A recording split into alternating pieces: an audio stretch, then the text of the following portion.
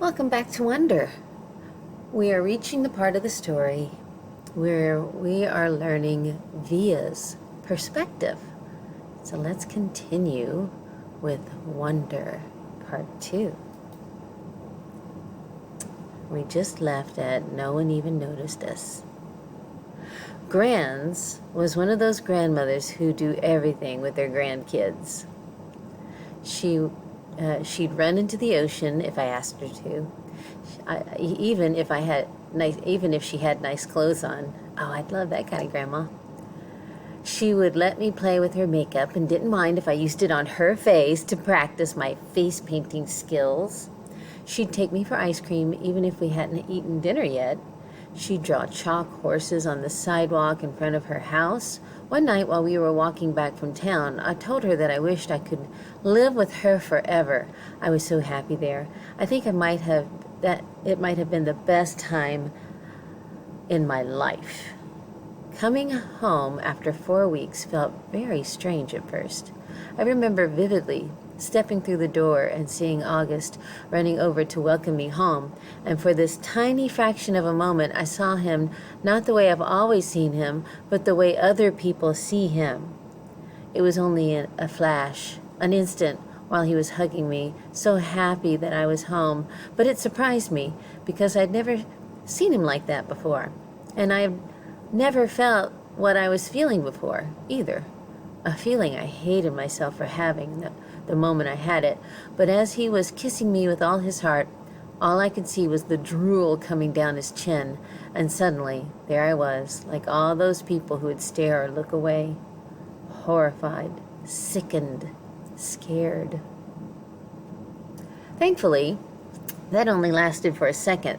The moment I heard August laugh, his raspy little laugh, it was over. Everything was back the way it had been before, but it had opened the door for me, a little peephole, and on the other side of the peephole there were two Augusts. The one I saw blindly, and the one other people saw. I think the only person in the world I could have told any of this to was Grands, but I didn't. It was too hard to explain over the phone. I thought maybe when she came for Thanksgiving, I'd tell her what I felt. But just 2 months later, after I stayed with her on Montauk, my beautiful Grands died. It was so completely out of the blue. Apparently, she had checked herself into the hospital because she'd been feeling nauseous. Mom and I drove out to see her, but it's a 3-hour drive from where we live, and by the time we got to the hospital, Grands was gone. A heart attack, they told us, just like that. It's so strange how one day you can be on this earth and the next day not. Where did she go? Will I ever see her again, or is that a fairy tale? You see movies and TV shows where people receive horrible news in hospitals, but for us, with our many trips to the hospital with August, there had always been good outcomes. What I remember the most about from the day Grands died is Mom literally crumbling to the floor in slow, heaving sobs, holding her stomach like someone had just punched her. I've never, ever seen Mom like that. Never heard sounds like that come out of her. Even through all of August's surgeries, Mom always put on a brave face. Oh, it's so hard seeing your parents suffer. On my last day in Montauk, Grands and I had been watching the sun set on the beach.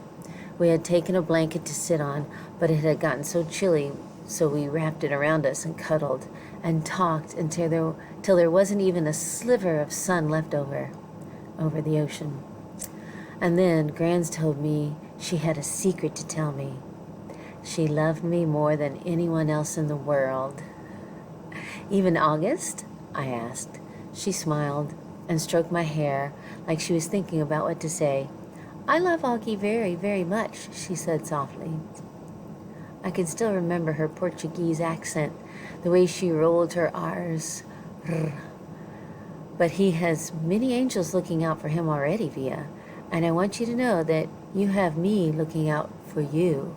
Okay, Manina Carita? Carita? I want you to know that you are number one for me. You are my... She looked out at the ocean and spread her hands out like she was trying to smooth out the waves. You are my everything. Do you understand me, Via? Tu es mio todo. Tu es mio todo. I understood her. And I knew what she said. I knew why she said it was a secret. Grandmothers aren't supposed to have favorites. Everyone knows that. But after she died, I held on to that secret and let it cover me like a blanket. Oh, that's a great metaphor, simile, like a blanket. Well, with that touching chapter, we shall leave it there, with Via's memory of her grandmother telling her how much she loved her and that she was her everything. That's very sweet. Now, I think she knew that Via needed that. So until next time,